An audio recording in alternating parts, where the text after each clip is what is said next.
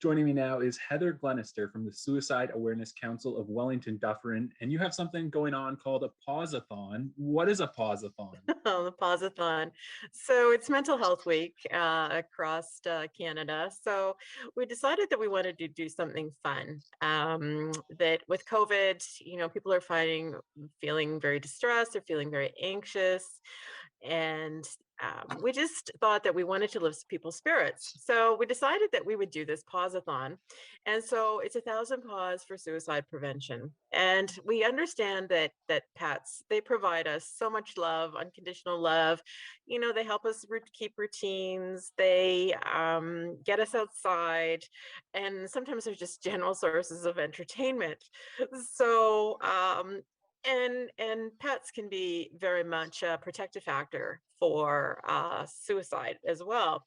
So 1,000 paws, we're asking people to Twitter, to Instagram, to Facebook, or to email the council with their photos of their pets, and with the hashtags Paws-a-thon 2021. And it's been amazing, the response to the event. So something totally sort of random, but has really, really been very positive.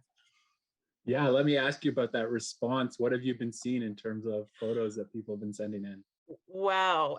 We in less than 48 hours, we have 664 paws that have taken up the challenge. And we have puppies, we have kittens, we have rabbits, we have hamsters, we even have a couple fish that we've counted their fins. It's just been overwhelming. People have just been so positive about it. I've gotten lots of emails saying, this is a great thing for you to do. And it's a great cause. And I mean, anybody can do it. It's free. There's no cost to it. And who doesn't like looking at pictures of fun animals? And right now with COVID, we need a lot of happy.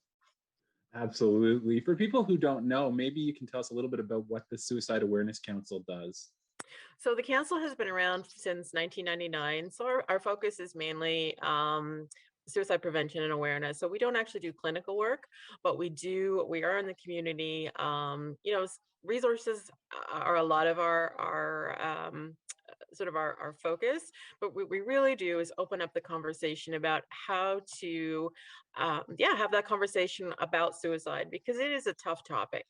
And it's difficult. And I guess, the message that I really want to get across to people, and the council wants to get across, is that you don't have to be a clinical psychologist or psychiatrist to have that conversation with somebody.